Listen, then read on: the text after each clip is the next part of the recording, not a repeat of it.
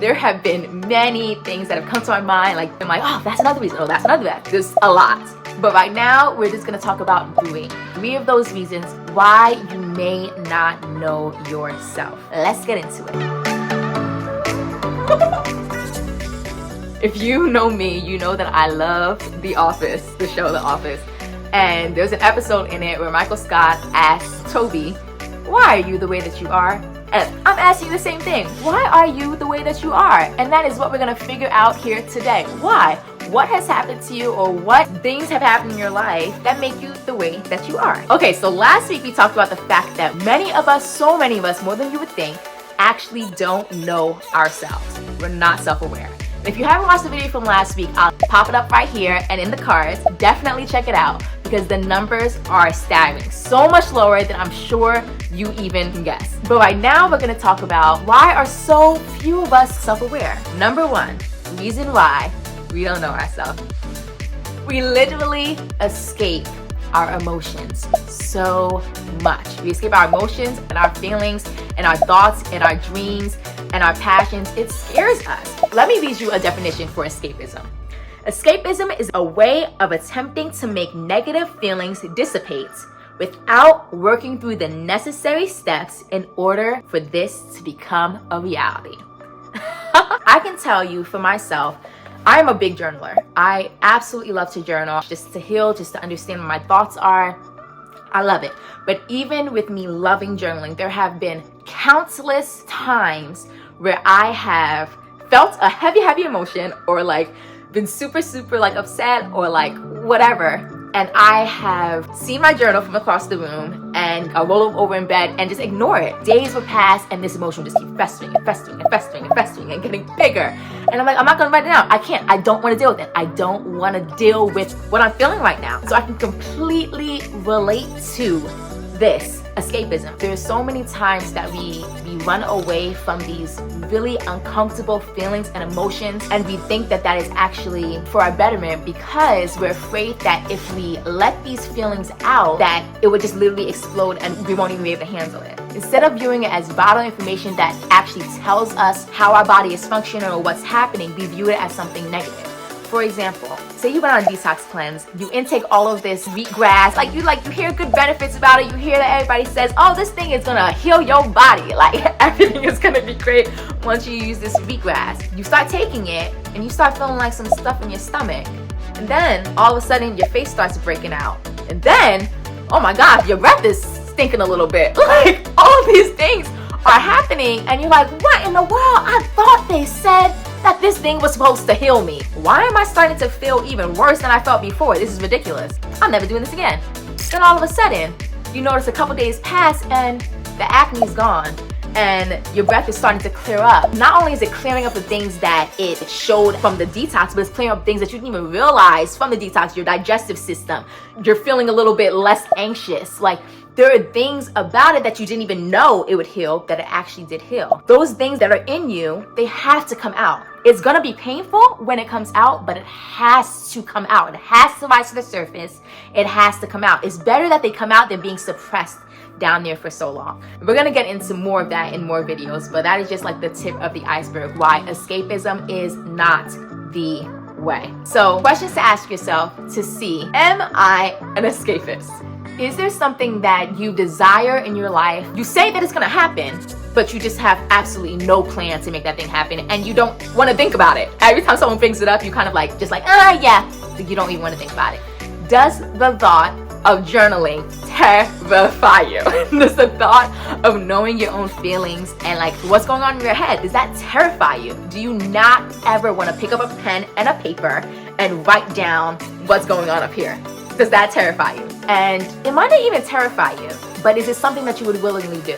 Would you willingly want to think about what's going on in your head and understand your thoughts? Or would you prefer just not to? My friend, if it does, you might be an escapist. So what can you do about it? Take small baby steps. And I know that we've probably heard this a lot, but there are small baby steps. Maybe you don't like to journal. Start off small. And I'm gonna have a whole series on like how to journal, but maybe just start off small. Start off with, what is my favorite animal and why? I mean, it's not about me. I'm not journaling about me and myself, but I'm journaling thinking about just maybe something I like. What's my favorite food? Why do I like that food? And you're still kind of discovering yourself, but you're not going so deep in. And eventually it will become less surface level and more deep into like what's actually going on in your mind. Small baby steps of action. Small baby steps of action, because escapism is rooted in fear, and action is what kills fear. So small baby steps. You're not jumping off the mountain yet, but you're taking small steps. That is escapism. Number 2, we have unhealed childhood or adult trauma. That's a pretty heavy topic, and I'm gonna go deeper into this because it is so real. Oh my gosh, the amount of things that we have not dealt with from our past that is affecting us now is enormous. And what is traumatic to you may not be traumatic to me, and what's traumatic to me may not be traumatic to you, but that does not limit the fact that it is traumatic. The same event can happen to two people and it just affects them completely differently. So don't ever think that your trauma is too small or it's too big. If it's traumatic to you. The second thing I want you to know is that even if we have suppressed the thought in our mind and we've forgotten about it, we feel like it doesn't even affect us anymore. We don't remember it. It's not in our mind anymore. It still is in our bodies. Our body remembers the trauma. There's a book called The Body Keeps the Score, and it explains how our body literally remembers trauma even when we have forgotten about it in our minds. There is this quote that I really love. It says, right now you are every age that you have ever been. So if you are 30, you are still also 29, you're 20, you're also 16, you're also 5. You're all of those things. And if that 16-year-old self is still feeling hurt by something that has not been dealt with, then guess what?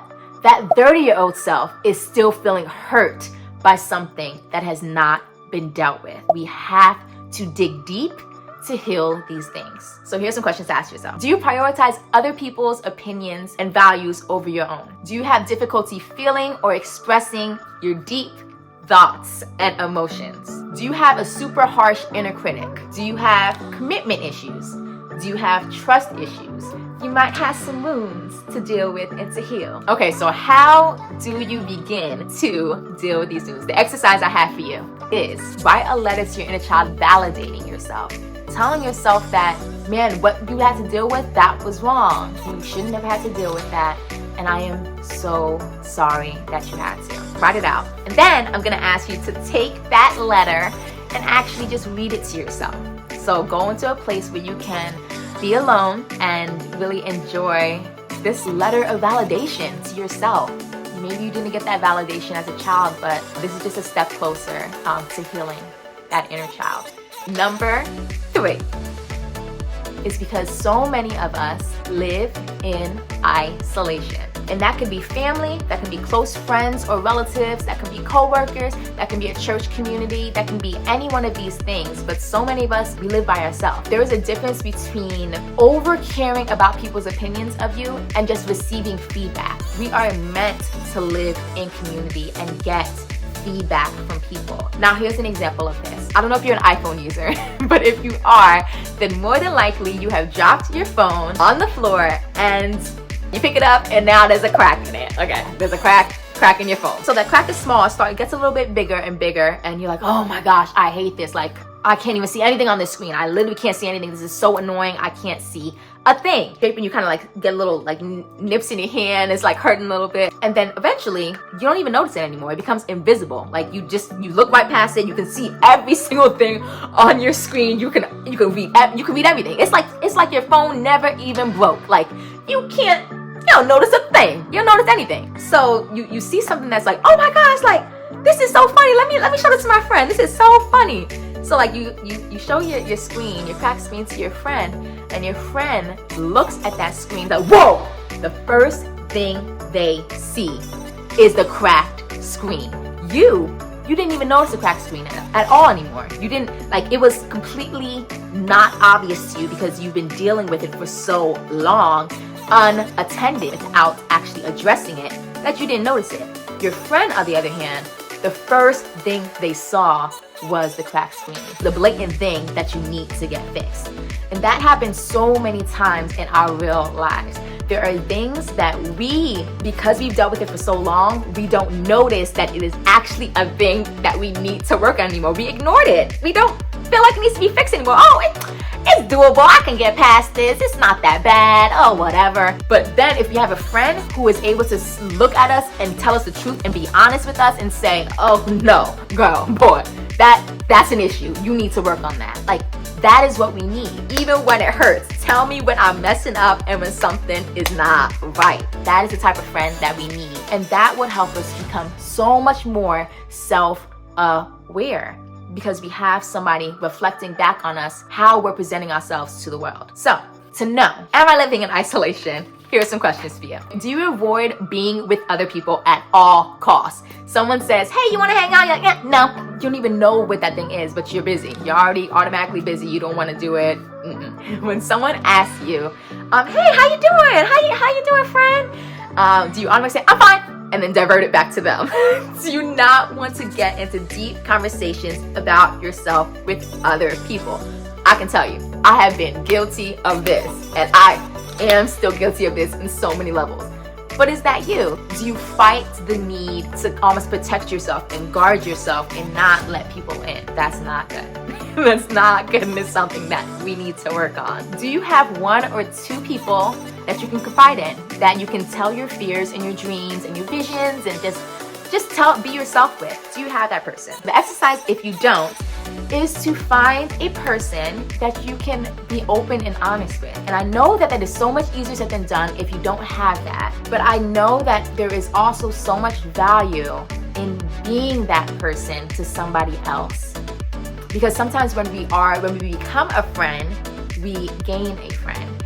And I know that sounds like really simplistic, but if you felt like you have been isolated and that you don't really have somebody, it's easy for us to isolate ourselves even more, and have a false identity that no one wants to be with me, or no one wants to talk to me, or no one really likes me. And it's false. It's completely false. Maybe our past has made us think that way, but it's a false reality. It's not true. So instead of living in that reality, live in the reality that you are loved and you have something to offer, and be a friend. Be a friend to somebody else. And if they are a good quality friend, they will turn that back to you. And if not, move on to somebody else. And if you feel like you don't have that, if this is really hard, man, I am your friend. Like, I got you. You can build a friendship with me. I am just like, yeah, I got you, man. Another exercise would be to identify if your close relationships are a yes man or if they are more open and honest with you, because that is super important. Okay, so those are the 3 reasons why we may not know ourselves. I know that there are many other reasons, but that is the tip of the iceberg, and I'm gonna dive into some of these topics later in later videos. But those are 3 major reasons why we don't know ourselves. So comment below which one of these resonated with you the most. Are you an escapist? Do you need to heal from your past? Or are you living in isolation? And I know that at one point in my life, I have been at least one or more of these things. So you are not alone. Don't feel ashamed. We've all been there. If this video resonated with you at all, please hit the like, subscribe so that you never miss a beat, and hit the bell so that you're notified every single time I post a new video. And if you're new here, please feel free to go and check out any of the rest of the videos that I have on this channel so you can stay up to date and learn more about yourself. I am so happy that you are here with me today, friend. I love you so much. You're amazing. Don't ever forget it. Until next time, guys. Bye.